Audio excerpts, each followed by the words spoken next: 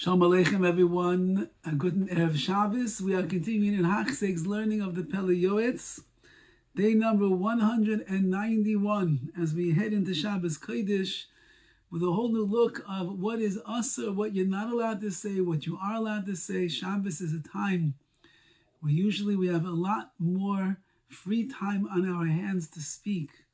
We don't have phones, we don't have computers, we don't have work, we don't have car rides. We don't have a lot. We just have our homes.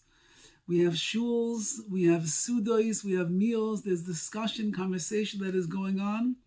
Now that Be'ez Hashem, we're a little bit more aware of what we could and what we cannot say. So hopefully it will impact our Shabbos discussions as well. That we should literally elevate our Shabbos tables, our sudos, elevate our time in shul, now that we learn not to speak in shul, not to bother other people when they're davening and the like, to use our mouths for Torah, for tefillah, for chizuk to others, and chas v'chalila, not to say things that are asur for a person to say any day of the week, and certainly not on Shabbos, when we're living with the neshama yisera, the extra added neshama. If the koyach hadibur is the expression of our neshama, of our souls, which makes us different than all the animals in the world, then certainly on Shabbos, where we are given this neshama yisera that's inside of us, so certainly then our mouths should speak even better and loftier and better words. And he writes like this: You're not allowed to read the words of Torah or even write the words of Torah unless you said birchas Torah, the blessings on the Torah, in the morning. Just as when you want to partake of food, you have to say a bracha on the food in order not to be a gazla and to be a thief. So too, if you don't want to steal the Torah from HaKadosh Baruch Hu, you must say a bracha on it first. And there's a halacha that says the written words like Tanakh, a person really should not say Baal Peh, they should not say them by heart. They're written for a reason. Unless it's something that is accustomed in everybody's mouth. Even when it comes to Tehillim, which many people can say Tehillim in their sleep, those, especially in the olden days when they said it all day long, they said it very often, they could say about Peh. Even there we see in the Paiskim that is a person should be careful whether he says them about Peh, he says them by heart or not. The Yositov, and more so, if you need to, if you need to say things over, you want to keep your mind occupied with good thoughts, say over Mishnayos then. Now you could say Torah Shabbat Peh, Hashagar B'Fir, because that's the Torah Shabbat, that is the oral Torah itself. It was meant to be said like that. The Torah Shebichsav Hashagar B'Fir Kol Afilu Chayzim Mei Pa'amim. What does it mean if you have Torah Shebichsav, the written word, which is Rogel, it's Shagar B'Fir, it's something that you naturally say. If you chazed it, if you reviewed it at least 100 times, then you have a right to say Baal Peh. You cannot say a davar b'kedusha, some Amen, Yehish Me Rabba, Baruch Hu, and the like, unless you already washed your hands. Unless your hands are clean already. So, for example, sometimes people they have a chavrusa before mincha, a chavrusa before mariv, and they're sitting in the learning, and it comes time not to daven Baruch Hu, and that's a davar b'kedusha. Or they answer Amen to a kaddish, that's a davar b'kedusha. Says the Pele Yoetz, if you are not sure whether or not you kept your hands clean from scratching yourself, from touching yourself in different places that would make them need to be washed, then you have to go wash them. If a person is on guard all the time to make sure that he doesn't do the wrong thing with his hands, so you'd be allowed to. I had a Rabbi in yeshiva that would give a shir almost every single night before Mariv, and we watched over and over and again over the years. He never got up to wash his hands before davening Mariv because he was in total self-control.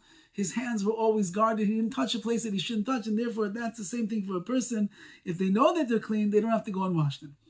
Do not reveal to an Amaretz, to a ignorant person, even though we said yesterday you shouldn't call them ignorant, to a general populist person who not so clear on the halacha. Yeah, you should not tell them the reasons behind the isurim, why things are asur that we cannot do. Even those things that are midrabanan, don't tell them the reason.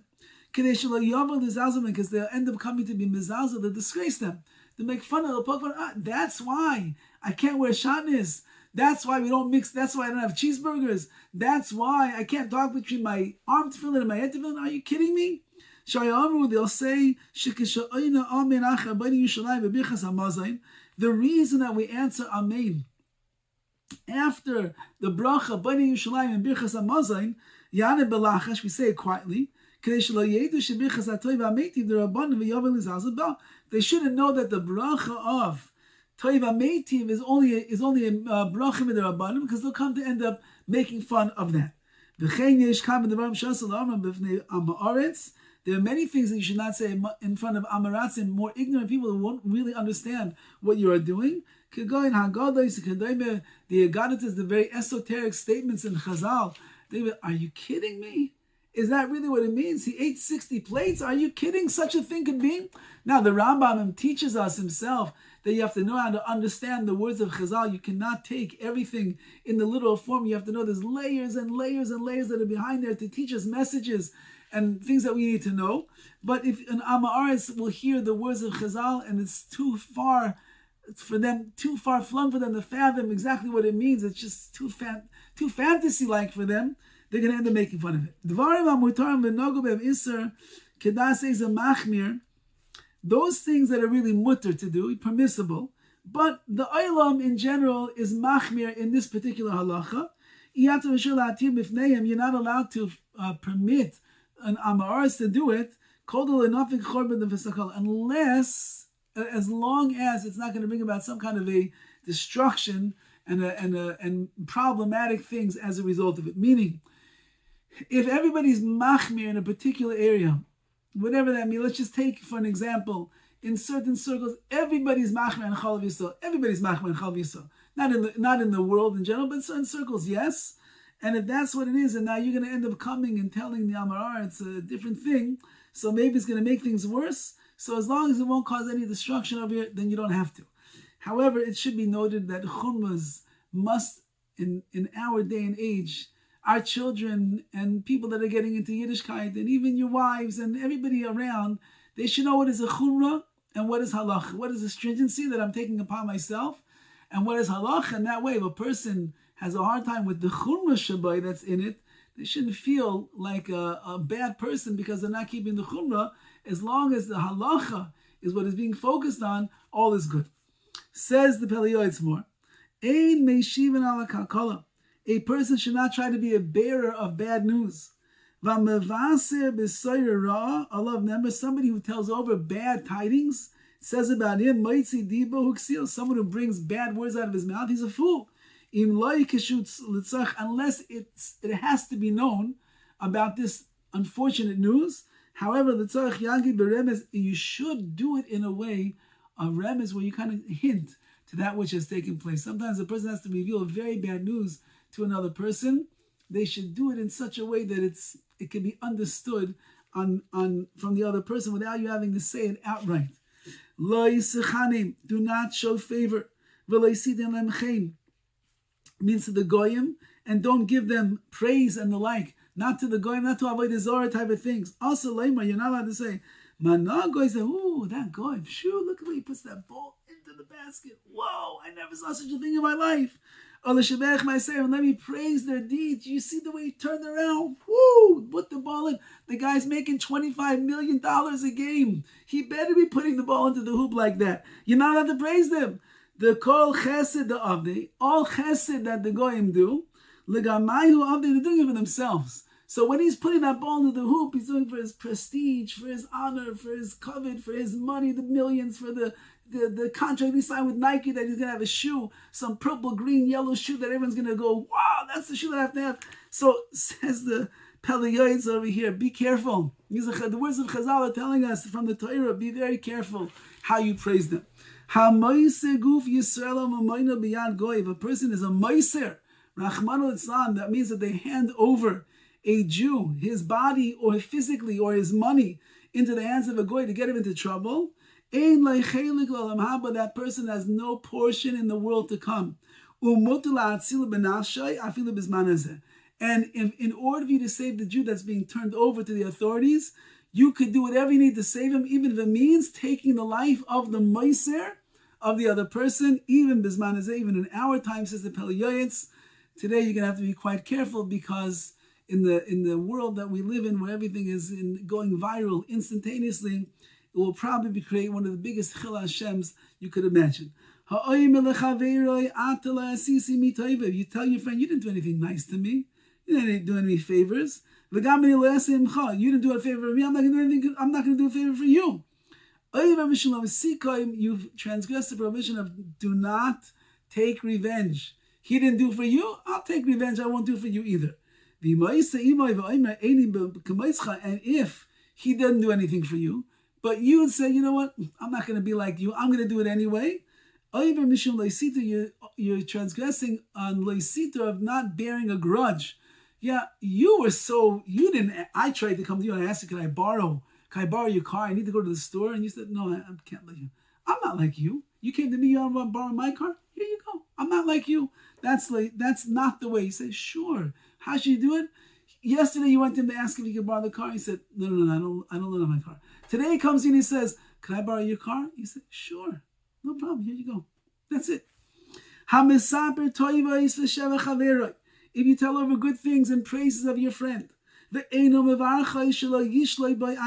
don't bless him when you say it, that the ayin hara, the evil eye, should not rest upon him, so that he should increase and multiply in his actions.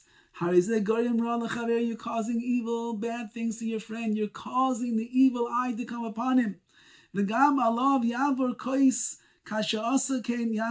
the same thing will happen to you that you did to him.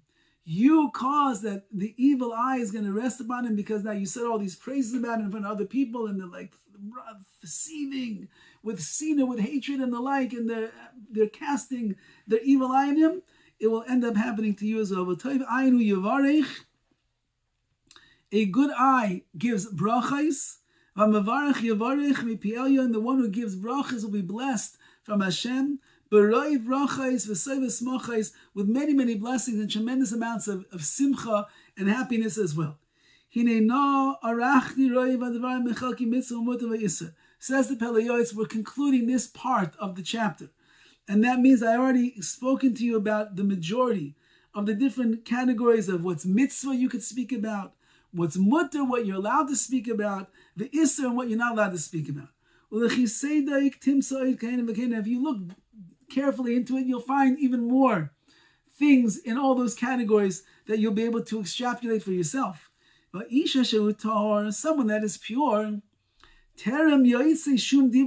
before any single word comes out of his mouth, he's going to think to himself to clarify, what are these words that I'm about to say? If it is from the words that are mitzvah that I'm allowed to say, or it's completely mutter, completely permissible. I don't have to worry about any prohibited words that are coming out of my mouth. And if not, if I cannot clarify that, which means that I'm in savak, I'm in doubt, maybe there's something that I'm going to say right now that I should not say.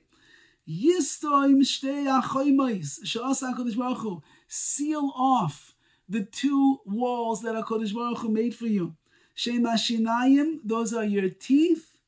Vasvasayim, and your lips. Keep your mouth closed. When in doubt, do without. Don't say a single word, because you might say something that is usher. You might say something that's going to be misunderstood. You might say something that's going to end up cursing a person. Don't say a word. Do not break down the walls of Hashem, the King of the universe. Keep pirates, God there. Someone who busts the fence, Yishchenu Nachash, the snake will end up biting him. But someone who guards his mouth and his tongue,